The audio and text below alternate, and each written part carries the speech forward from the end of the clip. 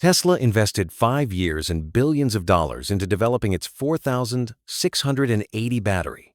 Yet many of the ambitious promises unveiled at Battery Day 2020 remain unfulfilled. Meanwhile, Donut Lab, a little-known Finnish startup, is making extraordinary claims of a full recharge in just 5 minutes, a cycle life of 100,000 charges, and vehicle deliveries by the end of this March. If those claims prove true, is it still sensible to buy any electric vehicle currently on the market? We're not here to take sides. Instead, we'll examine the available data, put every claim under the microscope, and see how well each one stands up to scrutiny before reaching the most balanced conclusion we can. Let's get started. Do you remember the very first time you heard someone say, "Solid-state batteries are almost ready"? If you've been following the EV space long enough, you'll recognize that line as the single most repeated and most consistently broken promise in the entire history of electric vehicle technology. Toyota said 2020, missed, revised to 2023, missed again, then 2025, and now they're pointing to 2030 for mass production. Samsung SDI, CATL, BYD, all targeting 2027 or later. Not one industry giant has been willing to stand up and say they have a solid-state battery that is production-ready right now. So, why would a Finnish startup that virtually no one has heard of dare to say what Toyota, Samsung, and CATL won't? That's the question I kept turning over in my head for weeks. And the deeper I went, the more I realized this story is far more layered than I first assumed. Let's start with Tesla because that's the name most of us know, and the one most of us have some baseline level of trust in. Chapter 2. Tesla 4680 Battery. The 2020 Promise Revisited. Battery Day, 2020. Elon Musk walked onto the Battery Day stage and made the most audacious promise in the history of the EV industry. The 4680 cell would slash costs by 50%, extend range by 54%, and would be in mass production vehicles within a few years. The audience applauded from inside their cars. This was a COVID-era event held outdoors. The stock price surged. The entire industry seemed to hold its breath. That was 2020. This is 2026. So, after 5 years, where does the Tesla 4680 actually stand? The honest answer isn't catastrophic, but it's also nowhere near what Musk promised. Real-world energy density is currently sitting at roughly 272 to 296 watt-hours per kilogram. Better than conventional cells, but still well short of the target. The 50% cost reduction goal? Not achieved. Real-world full charge time? Still 20 to 30 minutes. But here's the part most people aren't paying attention to. The dry cathode manufacturing process, the core technological innovation behind the 4680, was running a manufacturing yield loss rate as high as 70 to 80% during the testing phase. Conventional battery manufacturers typically run at around 2%. Chapter 3. Tesla 4680 Battery. The hidden 80% yield problem. That single figure is the primary reason Tesla is still sourcing the majority of its batteries from Panasonic, CATL, and LG, rather than manufacturing them entirely in-house. Does that mean Tesla is failing? No. That's not my read, and I don't want that to be yours either.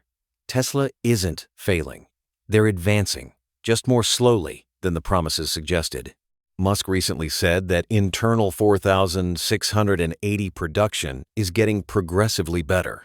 As of January this year, Tesla resumed installing self-manufactured cells into the Model Y, and the lithium refinery in Texas, the first facility of its kind anywhere in North America, has just come online. But the question I want to put on the table is this: is getting better moving fast enough to mount a credible response to what Donut Lab just put out there? So, who exactly is Donut Lab? And why had virtually none of us ever come across that name before January 2026? They're a startup out of Finland, a small northern European country where winters regularly drop to negative 30 degrees Celsius. They share the same founding team as Verge Motorcycles, a premium electric motorcycle brand with real products already on the market. Not a concept vehicle, not a 3D render real bikes delivered to real customers. Chapter 4. Donut Labs Battery. Unknown Startup Shock. In January 2026 at CES, the world's largest consumer technology expo held in Las Vegas, Donut Labs stepped forward and made a claim that no one else in the industry had been willing to make. They have, they said, the world's first solid-state battery ready for mass production. 400 watt-hours per kilogram energy density, full charge in 5 minutes, a cycle life of 100,000 charges, operational across a range of -30 degrees Celsius to over 100 degrees Celsius. A heavy accusation. But there's one detail worth keeping in mind. Z-Volt is also developing its own solid-state battery targeting that same 400 watt-hours per kilogram figure.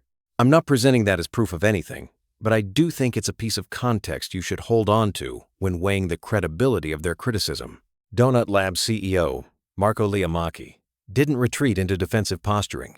He pushed back, arguing that when years of research by major corporations fail to produce a winning technology, sometimes dismissing a competitor is simply the easiest way to rationalize one's own failure to deliver. Bold talk. But is he actually telling the truth? Chapter 5. Donut Labs Battery. Independent tests. Begin. Rather than going quiet in the face of the backlash, Donut Lab did something that no startup in this space had ever done before. They launched a dedicated website, idonutbelieve.com, and began publishing every independent verification result week by week for the entire world to see, with nothing hidden. The body conducting the verification is VTT, the Technical Research Center of Finland, a state-affiliated institution and one of Europe's most reputable independent research organizations. Not Donut Lab's internal lab, not a business partner, a completely independent third party. 3 weeks, 3 tests. Here's exactly what happened. Test 1. Charge rate. This is precisely where Tesla has concentrated much of its effort. The company's biggest achievement has never been inventing entirely new battery chemistry. Instead, it is focused relentlessly on scaling manufacturing. Building a battery in a laboratory is difficult. Building billions of battery cells every year is an entirely different challenge. If Donut Labs' claims are accurate, the company now faces exactly the same obstacle. Independent verification of performance represents only the beginning. The real test will come when production lines begin operating continuously, supplying thousands and eventually millions of battery packs without sacrificing quality or affordability. There is also the possibility that the future will not produce a single winner. Different battery chemistries may dominate different industries. Conventional lithium-ion batteries could remain the most economical solution for affordable passenger vehicles.